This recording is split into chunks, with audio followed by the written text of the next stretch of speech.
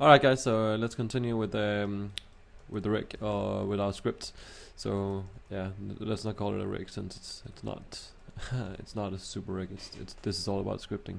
But what I want to do, what we finished up with in the last video was talking a little bit quickly about for loops, where we put in so we could create our left and right side arm. And as you can see here, what I've done here is just taken those two joints, duplicated them, and basically placed them as legs, and then I renamed them.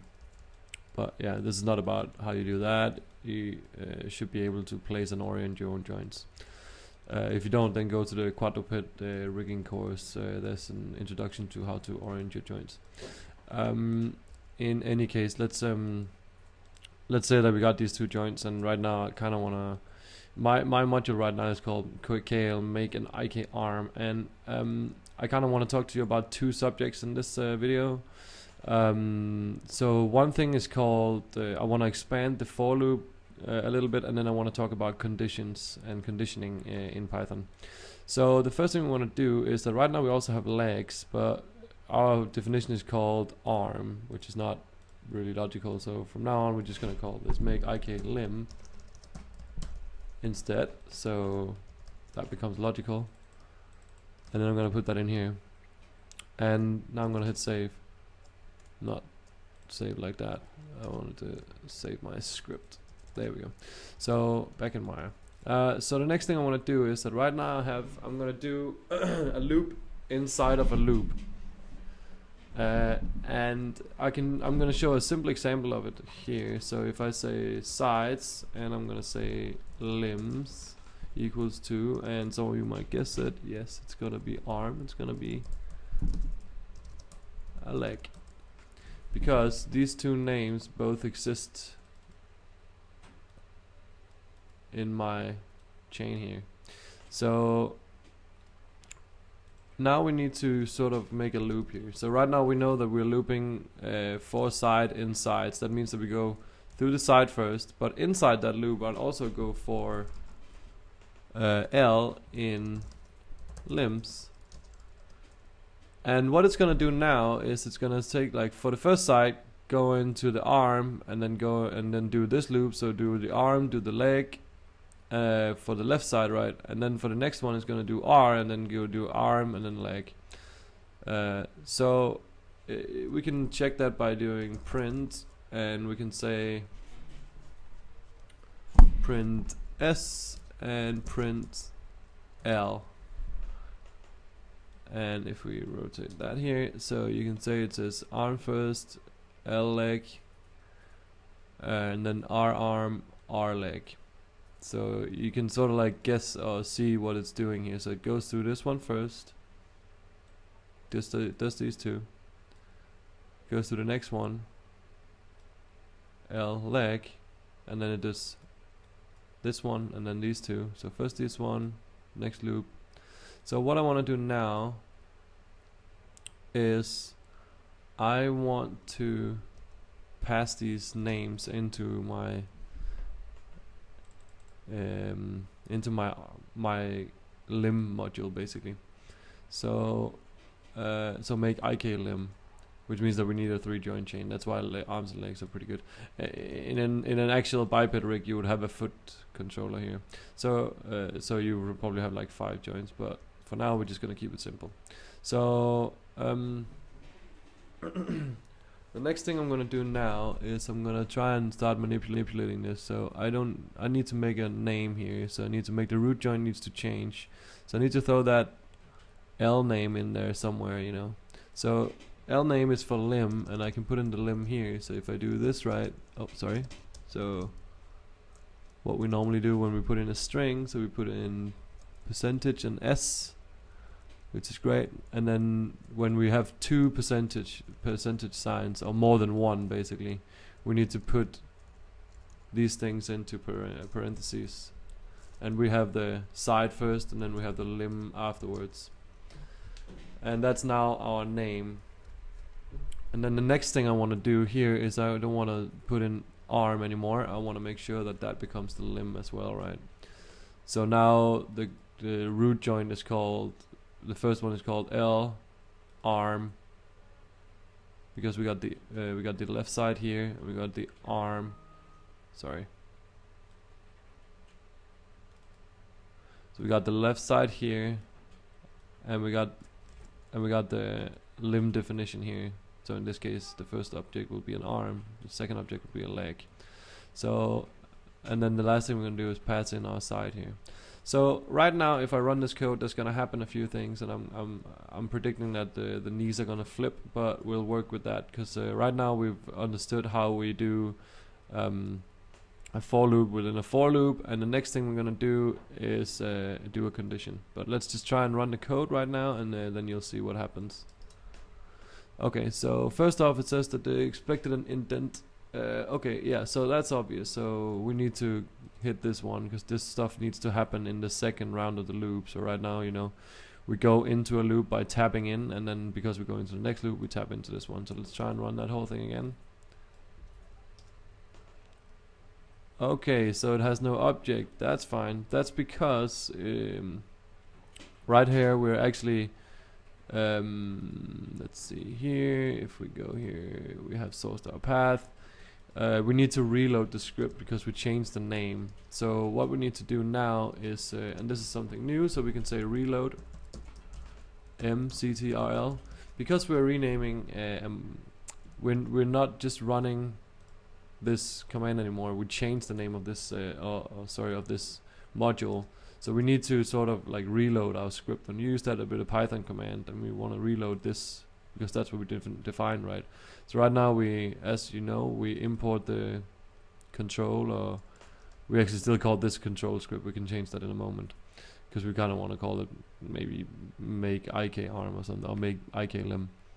But what you want to do now is you want to reload this m control, right? So if we run these two, I reloaded it, and now it should tell me that it can find it. So there you go. And as you can see, unfortunately, my legs are flipping. And let's figure out like why that is. It's pretty obvious. If you see it in a moment, and you'll think, okay, yeah. So and you'll understand why we need to do a condition. So I'll tell you about the dilemma here. First of all, right now you can see his knees actually pointing in the wrong direction. We want the knees to point in that direction, right? That makes sense. The reason is that we have told our pole vectors to be set into -5, and then we freeze them. In the case of the knees, you obviously want your pole vectors to be in +5. So how do we make that condition inside our script, right? Because we put in what we call a hard code. We give it a name, we give it a number that we cannot change right now. But what we will do now is that we're going to do a condition. So let's see, what is a condition?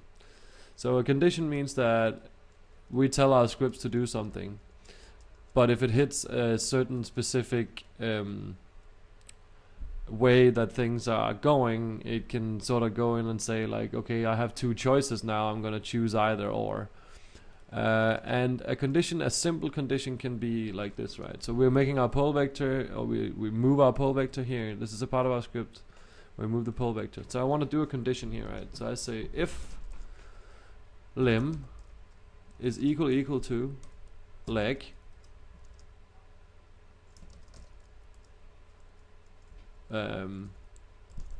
translate value equals to 5, elif limb equal to arm, translate value equals to -5. So right now it basically just says, I'm sure you can already understand it. It looks inside this limb, and we pass it aside, right? And it looks at that limb, and then it says, if you have leg, or if you're equal to leg, then you should then this value should be 5. So we can say the translate value should put in here instead, right? So now this one is equal to 5 if it's a leg, and if it's an arm, it should be equal to -5. We don't even need to do an elif. We can just do an if statement here, because else it's gonna look at both of them. So let's just try and like do like this, right? So let's try and see if that works for us. So if I go in here and I say run my script, so right now it's already reloading, right? And right when we're actually in it, we should probably start renaming this script. So KL module, and let's call it the same make ik lim dot py.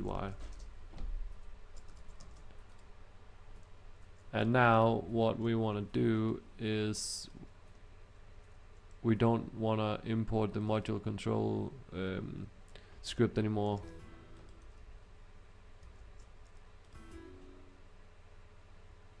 We want to import the make ik lim here. So I take that name and I go back into Maya and I pass that in here and I delete the .py. We don't need that. And since the library is already, we already sourced this library, we should actually be able to just import, and we could. So now this is the new script. You can see it's sourced. And if I go into my reload m control, I could actually call this like make lim, try and rename that, make sure that gets in. So I'm putting that in. And by the way, if you haven't found out yet, I highlight and then I use the enter on the numpad. That means that if I hit enter with the normal enter, the text actually disappears. So some of you might have been struggling with that. If I want to highlight the text and I hold down control, I can still use the normal enter. But you need to hold down control in order to not lose your code. So let's try and do this. So if I say I'm reloading it already, so I don't need to reload this. Let's try and kill this. Oh, okay, I could see I actually already told you guys about reloading. That's fine. So we reloaded the mk make lim, and we have the left and right side here. And if I run the script now, you can see our condition node actually worked. It says if you are a leg, then give us a value of 5, and moving forward it still freezes everything. Everything still works because we didn't change any naming. But this means that we have both arm and legs. So even though this is really simple rigging, it's very nice that we can start see our rig is actually coming together quite simple from just 65 lines of code really, and then we have our sourcing script here, right? And we can end up putting this into an actual make lim, and we're gonna do this as we're gonna do this inside, because now we're creating more than one limb. So at some point we're gonna create a file that's called rig. But for now I can just go in here and say diff kl module, or we actually want to call that rig, and then say biped, and then say we don't need to pass that anything. We just want to start running these things. So here we want to make our global controls. We want to make our spine, and we want to make arms and legs, and basically that's what I'm doing now, right? So if I just take this code here and put that in here and say that this stuff, I think soon we're gonna start dividing stuff into different kind of scripts, so we don't have everything in one script here. But soon this would probably be like its own file, where I would have like one rig file called biped rig, and then I would like call a module that's called make my global control, make my spine control, and all that stuff. And then slowly we're gonna start like putting stuff together. So if you go back to the chart that I showed you guys in the beginning, you'll hopefully make sense that what I'm trying to do now is starting to, you know, divide things out into the different categories of functions and modules and rigs. Right now we have it all in one file, which is not too healthy, or at least it doesn't give the flexibility that we want. Anyway, so now you learned about conditions, you learned about for loops and for loops. So well done, and I'll see if I'm gonna make more in this free tutorial series, or if I should just make like a full-on biped tutorial where we set up the whole thing. I could continue from here and then just tell people to do the first couple of tutorials. Anyways, I'll see you in the next one.